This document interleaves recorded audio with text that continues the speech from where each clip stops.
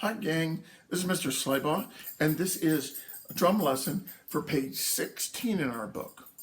Look at the top of the page, and you're going to see a blue section there under rhythm, and it's going to talk about what's called a pickup, or the fancy word for it is anacrusis, and it means that before the start of the music, we'll have an incomplete measure of notes that will help us begin the music, or we'll pick them up to start the music.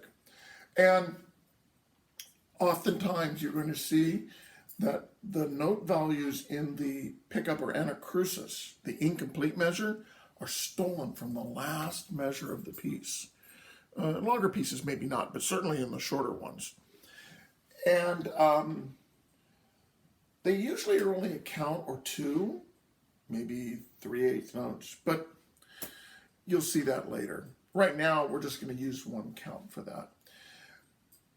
Then you're going to see that there's some key signature stuff here, and there's theory and composition stuff here in the purple.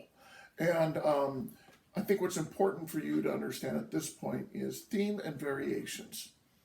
And a theme and variation means that they give you a theme, an idea, a musical idea. And then what they're going to do is take that musical idea and they're going to change it slightly every time. Sometimes you'll see a theme and then that changed musical idea, a theme, another changed musical idea, a theme, and another changed musical idea in music as well. But essentially, it's just as simple as that. Nothing extravagant, nothing fancy. It's actually pretty straightforward. And we have some theme and variations in this under bingo variations. Okay? But let's start first with number 57, rhythm time. And let's clap that rhythm so that we're comfortable with it. You're going to see it's much of the rhythm for number 58. Here we go. Clap the rhythm. Now, you'll notice that there's an incomplete measure at the beginning, and it starts on count 2. So we would count it off as 1, 2, 1, 2, and clap on count 2, and then the measures are complete until the very last measure. Okay? Here we go. Clap the rhythm with me and say it. Here we go. Tapping toes. 1, 2, and 1, 2, clap. 2, 1 and 2, and 1, 2, 1 and 2, and 1, 2, 1 and 2, and 1 and 2, and 1 and 2, and 1, off. Hold our hands open when there's no more sound, okay?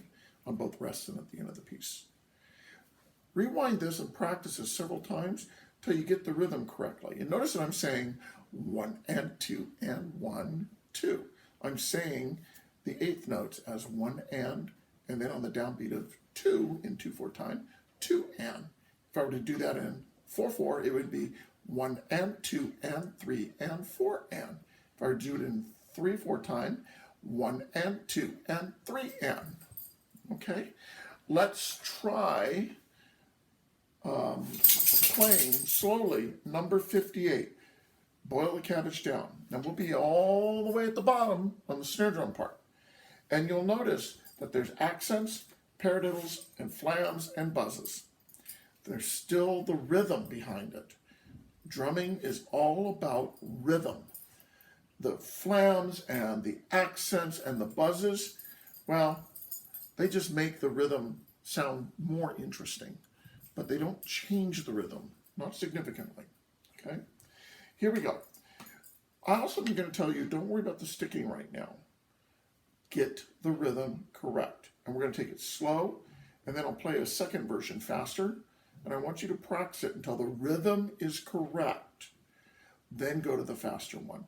And it'll take you several times, and that's okay, all right? Good posture. We're going to have our stick. Let's just review the grip. Divide the stick into 3 equal portions. Put your thumb on the back portion and wrap the first finger around so it creates a pivot point. Then take your fingers and wrap them around. The stick does not move between the fingers and the stick. The stick will move between the stick and the palm on rapid musical passages and buzz rolls. But never will your fingers flop. They'll always just move with the stick, and they'll always be touching the stick. Now, that doesn't mean that they're gripping hard, but they're always touching the stick because the stick needs to move. Okay? And that's going to help you, if you get the grip right, it's going to help you in all musical passages later. Fast ones and slow ones.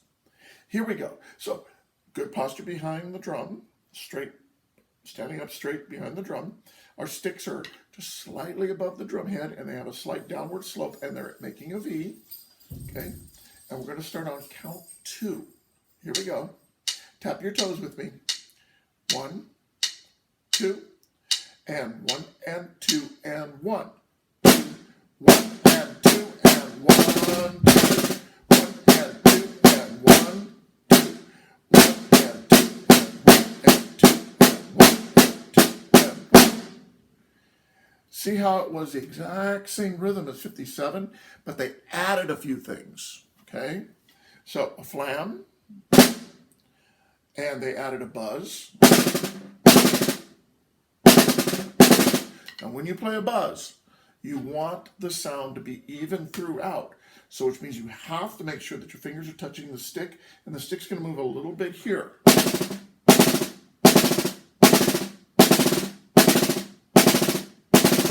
You want as even as you can through it.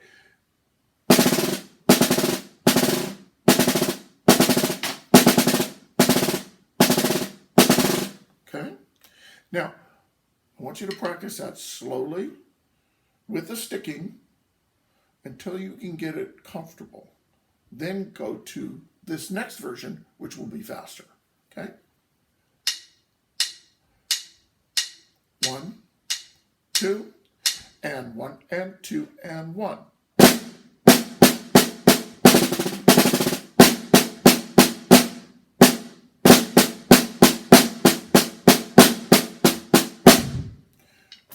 Now notice on accents, I just played a little bit higher. That's all an accent is. Volume is equated to how high we play. An accent has got to be higher than the notes that surround it in order for it to sound accented.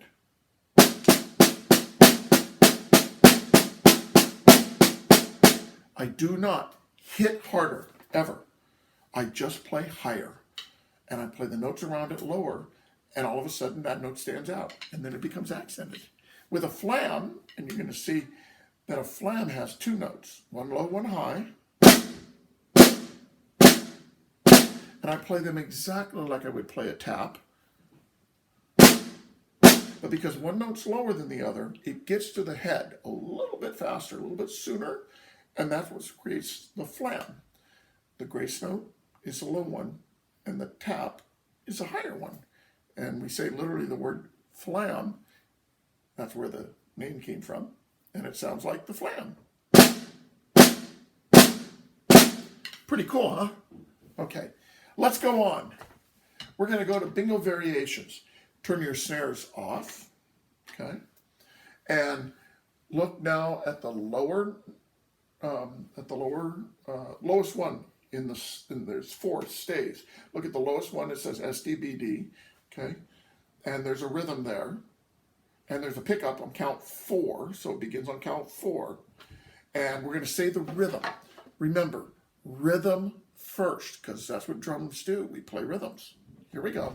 1, 2, and 1, 2, say. 4, 1, 2, and 3. 4, and 1, 2, and 3. 4, and 1, 2, and 3. 4, and 1, and 2, and 3. Rest. 1, rest. 3, rest. 1, 2, 3, rest. 1, 2, 3, and 4, and 1, 2, and 3, rest. 1, 2, 3, and 4, and 1, 2, and 3, 4. 1, 2, 3, 4, rest. 2, 3, off.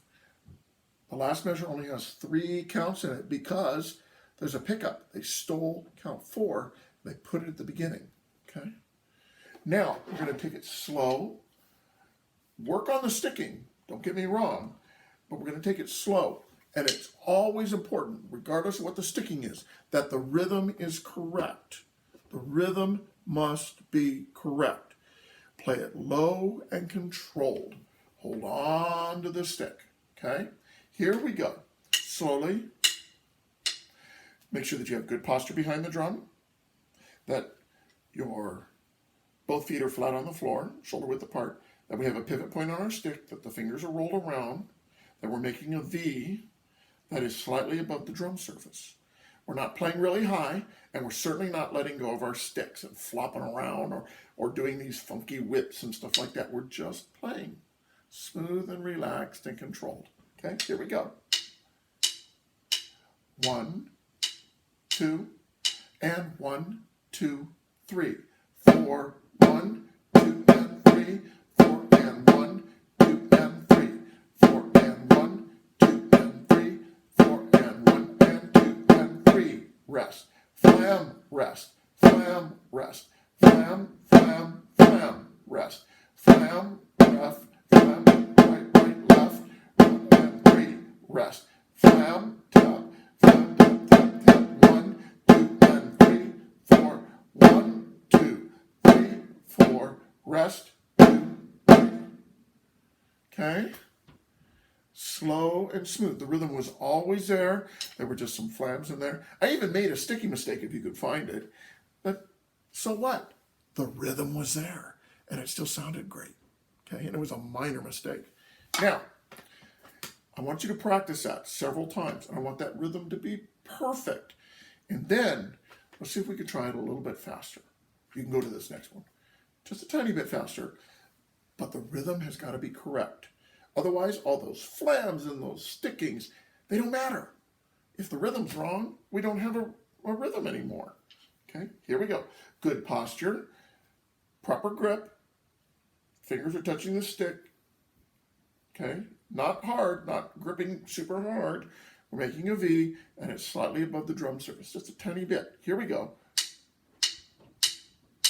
1, 2, and 1, 2, 3, 4, 1, 2, and 3, 4, and 1, 2, and 3, 4, and 1, 2, and 3, 4, and 1, and 2, and 3. Rest.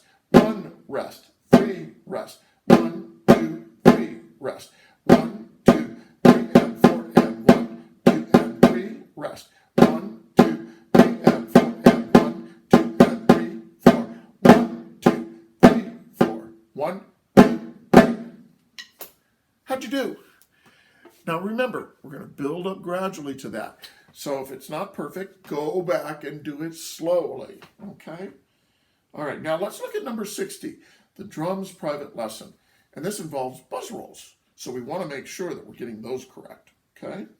What is a buzz roll? It's a multiple bounce roll with a Z. It's notated with a Z. And what will happen is that on our pivot point, we'll let the stick move on the pivot point. And the stick will move between the stick and the palm, not the fingers and the stick. And we'll try to get the same sound through as many beats as we can. So don't hit it higher and let go. It'll sound like this. Don't hit it high and hold too tight. It'll sound like this. Play it lowly, low to the surface, and try to get all the beats to sound consistent.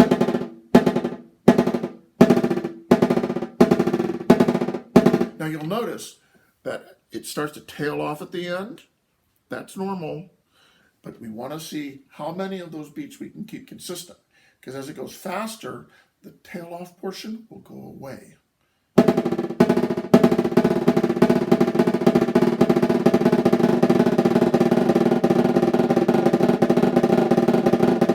Now I'm still touching the stick. I'm just not gripping the stick. I'm letting the stick move here, not here.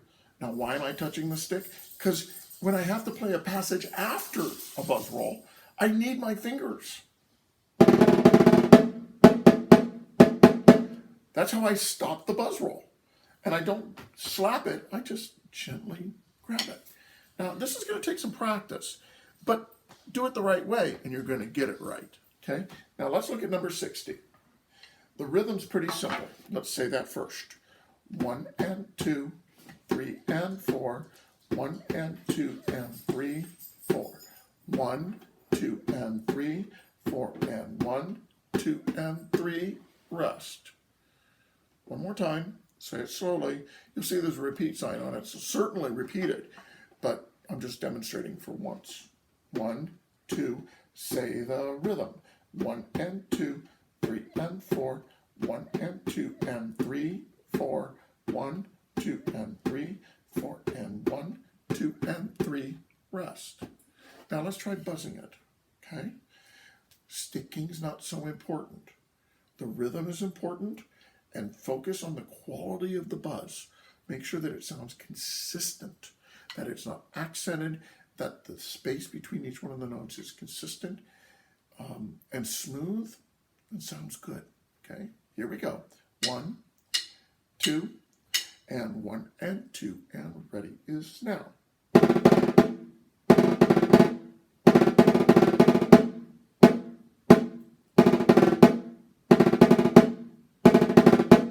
Rest.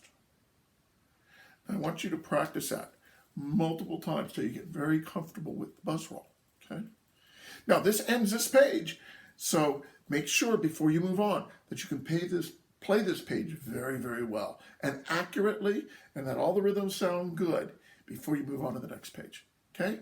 I look forward to seeing you soon. Thanks.